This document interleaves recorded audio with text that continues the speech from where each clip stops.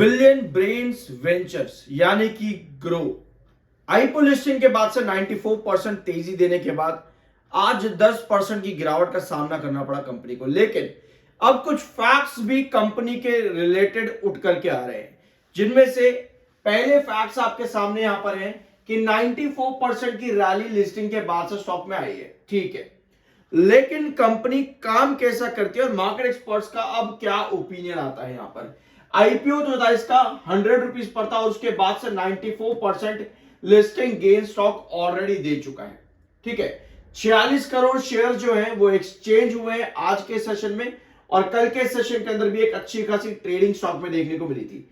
Nuvama alternative and quantitative research, इनका मानना है 149.2 मिलियन शेयर्स जो कंपनी के हैं वो रिप्रेजेंट करते हैं 2% ऑफ टोटल इक्विटी का। 149.2 मिलियन शेयर्स कंपनी के 2% टोटल इक्विटी को इंडिकेट करते हैं, रिप्रेजेंट करते हैं, जो कि इन ट्रेड देखने को मिलेंगे जब आपका लॉक इन पीरियड खत्म हो जाएगा। लॉक इन पीरियड खत्म होने के बाद में ये क्वांटिटी आपको आपके ग्रो की ट्रेड होती देखने को मिल जाएगी। तो ये कहना है नुवामा ऑल्टरनेटिव का। अब अगला फैक्ट आपका आता है, कंपनी का रेवेन्यू फाइनेंशियल ईयर 25 में 3,902 करोड़ का था, जो कि इसके पीयर्स यानी कि एंजल वन और जीरोधा के कंपेयर अगर आप करोगे तो वो उनके कंपैरिजन में कम है। ग्रो का रेवेन्यू फाइनेंशियल ईयर 25 में 3,902 करोड़ का है, जो कि एंजल एंड जीरोधा के कंपैरिजन में काफी लो है। अब ये लो कंपैरिजन ये भी रीजन हो सकता है कि कंपनी का आरपीयू कम है।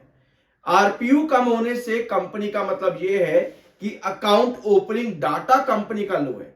अगर कंपनी का अकाउंट ओपनिंग डाटा लो है अभी की कंडीशन पर, तो क्या कंपनी अपने पीयर्स के साथ कंपटीशन कर पाएगी? इस पर मैंने आपके साथ कल भी और परसों भी एक वीडियो अपलोड किया है, ग्रो पर ही, जरूर जाकर के देखना, क्योंकि कंपनी के नंबर्स बुरे नहीं है।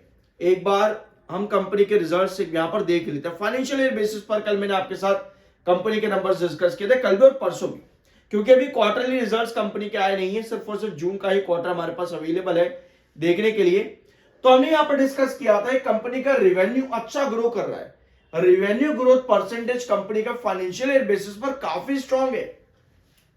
दिक्कत आती है कंपनी के प्रॉफिटेबिलिटी पर, जो कि कंपनी की अदर इनकम से गिर गई थी यहां 2024 फाइनेंशियल ईयर में और 2022 के फाइनेंशियल ईयर के अंदर भी। 2022 के फाइनेंशियल ईयर में कंपनी का एक्सपेंसेस काफी आया था, यानी कि ओपीएम परसेंटेज कंपनी का काफी लो था, जिसकी वजह से कंपनी नुकसान में आई थी। 2024 में भी कंपनी की यही कहानी थी, अदर इनकम से कंपनी नुकसान में आई, जिसकी वजह से कंपनी को पूरे फाइनेंशियल ईयर में नुकसान झेलना पड़ा। 2023 और 2025 ही एक दो मात्र ऐसे क्वार्टर फाइनेंशियल ईयर कंपनी के हैं जहां कंपनी ने एक्चुअल बिजनेस शो किया है। Apart from that, quarterly results पर जो कंपनी के आपको देखने को मिलने वाले हैं, डेट एक बार यहां पर नोट कर लो फिर से, 21 ऑफ नवंबर कंपनी की बोर्ड मीटिंग है। Q2 के रिजल्ट्स कंपनी परसों अनाउंस करेगी, यानी कि फ्राइडे के दिन। और एक डेट और नोट कर लो यहां पर, जस्ट 34 मिनट पहले ही कंपनी की यह अपडेट आई है, 24 नवंबर को कंपनी की इन्वेस्टर एनालिस्ट मीटिंग है। ठीक है, 1-to-1 इन्वेस्टर एनालिस्ट मीटिंग है। इस डेट को भी नोट कर लो, 24 नवंबर की ये डेट है।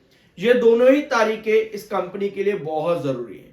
पहली बात तो यह है कि अभी पब्लिक में सिर्फ एक ही क्वार्टर अवेलेबल है, जो कि जून का क्वार्टर है, और उस क्वार्टर में कंपनी कैसी दिख रही है। अगर आप एक ही क्वार्टर को देखें तो कंपनी का रेवेन्यू 904 करोड़ का है, जो कि बहुत अच्छा दिखता है। कंपनी का प्रॉफिट कितना है? 378 करोड़ का। भैया प्रॉफिट भी कंपनी का अच्छा दिखता है। ओपीएम 53% है। सब चीजें कंपनी की जून क्वार्टर में वेल मैनर्ड दिखती हैं। अब हमको जरूरत है कि सितंबर क्वार्टर भी कंपनी इसी के कंपैरिजन में अच्छा दे दे। अगर कंपनी इस तरह क्वार्टर देती चली जाती है तो ये कंपनी अच्छी है, इस कंपनी में कोई दिक्कत नहीं है। हमें जरूरत यह है कि अभी जो डाटा हमारे पास अवेलेबल है उसको हम सही तरीके से समझें, क्योंकि 10% की गिरावट किसी नई आईपीओ लिस्टिंग में 94% के रिटर्न देने के बाद बने, इसका मतलब ये नहीं कंपनी बुरी हो गई 10% गिरने के बाद में। ये करेक्शन आ जाती है। इसको हमने कल भी डिस्कस किया था कि 192 आपका रेस्ट्रिक्शन है, 192 आपका रेस्ट्रिक्शन है। यहां पर आपको देखना जरूरी है कि कहीं इन्वेस्टर फेडअप ना हो जाए। तो इन्वेस्टर अगर फेडअप होते हैं तो 194 से आपको गिरावट देखने को मिल सकते है उस कंडीशन के अंदर। ऑल्दो 194 एक रिस्ट्रिक्शन 1 आवर टाइम फ्रेम पर ही है, अभी हमारे पास चार्ट खुला नहीं है पूरी तरह से, तो गिरावट आज के दिन दिख रही है 10% की। अब इस गिरावट को किसी भी नए आईपीओ लिस्टिंग के अंदर ना आप कभी एंटीसिपेट नहीं कर सकते। एक बार चार्ट पर देखो, यहां पे ये लेवल 192 का कल के वीडियो में हमने मार्क किया था, परसों के वीडियो में हमने 172 मार्क किया था। ये दोनों आपके रिस्ट्रिक्शन है बेसिकली। अगर आप यहां पर देखोगे आपको क्या नजर आता है कि 1 आवर टाइम फ्रेम नहीं, हमारे पास 1 आवर टाइम फ्रेम का ही चार्ट अभी यहां पर है, ठीक है। आपको नजर आता है कि 192 पर आकर के कल के सेशन में स्टॉक रिस्ट्रिक्ट हुआ थोड़ा सा, 1 आवर टाइम फ्रेम पर 192 पर ही हैंग करता देखने को मिला कल के सेशन के अंदर। अब इस गिरावट को हम एंटीसिपेट कर ही नहीं सकता कोई भी, क्यों? क्योंकि टेक्निकल्स अवेलेबल नहीं है। जब तक टेक्निकल्स अवेलेबल ना हो तब तक आप किसी भी गिरावट को इतनी बड़ी तेजी के बाद में एंटीसिपेट नहीं कर सकते कि ये गिरावट आएगी ही आएगी। अब आज की गिरावट 172 के मिड रिस्ट्रिक्शन के भी नीचे आके क्लोज हो गई 169 पे। अगर आप 1 आवर टाइम फ्रेम पर देखोगे तो 172 से 169 ये भी एक कंसोलिडेशन जोन रहा था, यहां पर भी सेलिंग देखने को मिली थी 1 आवर टाइम फ्रेम पर, तो स्टॉक ने आज यहां क्लोजिंग दे दी। अब क्या और गिरावट होगी? अभी आप इसको एंटिसिपेट अच्छे से नहीं कर सकते, क्योंकि अगर यहां पर और गिरावट हो रही है इसका मतलब यह है कि स्टॉक इस गैप को फिल करने के लिए नीचे आ रहा है, और कभी भी इस गैप को फिल करने के लिए नीचे आएगा मतलब यह है कि आपका जो क्रूशियल बेस होना चाहिए वो होना चाहिए अराउंड 146 पे। अगर ये गिरावट और कंटिन्यू होती है मतलब यह है कि गैप को फिल करने के लिए आ रहा है। यहां पर आप ये भी कह सकते हो कि जो इसके आईपीओ होल्डर्स थे वो अपना प्रॉफिट यहां पर बुक कर रहे हैं। अब आते हैं आपके और फैक्ट्स पर। कंपनी ग्रो का रेवेन्यू जो है वो अपने पीयर्स के कंपैरिजन में काफी कम है, और however it has the highest number of active client. Although company के highest number of active client है 1.29 करोड़ कंपनी के एक्टिव क्लाइंट है, जो कि किसी भी प्लेटफॉर्म से ज्यादा है। तो ये एक अच्छी बात है कंपनी के लिए। रिवेन्यू भले ही कम है, अगर हम देखें तो क्या ग्रो इन दो कंपनीज के बाद मार्केट के अंदर आई है, हमको ये भी देखना चाहिए। एंजल वन और जीरोधा के बाद क्या ग्रो आया मार्केट के अंदर, क्योंकि अगर ऐसा सीन है तो उसके बावजूद भी कंपनी का क्लाइंट बेस ज्यादा है, रेवेन्यू हो सकता है आने वाले सालों के अंदर, आने वाले क्वार्टर्स में बढ़ता देखने को मिले। तो ये डाटा ने मैं आपके साथ में अगले वीडियो में रखूंगा, ग्रो, जीरोधा और साथ में एंजल वन, इन तीनों का कंपैरिजन नेक्स्ट वीडियो में आपको मिल जाएगा, ठीक है।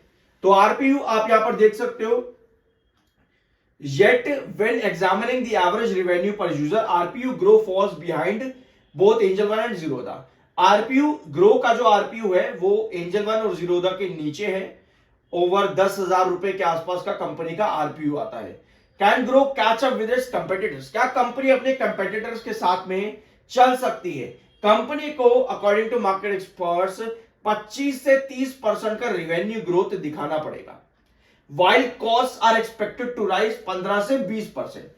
जो अभी एक्सपेक्टेशन है कंपनी से वो ये है कि रेवेन्यू 25 से 30% आने वाले सालों के अंदर बढ़ सकता है, और कंपनी के एक्सपेंसेस यानी कि कॉस्ट जो है कंपनी की 15 से 20% वो भी बढ़ सकती है।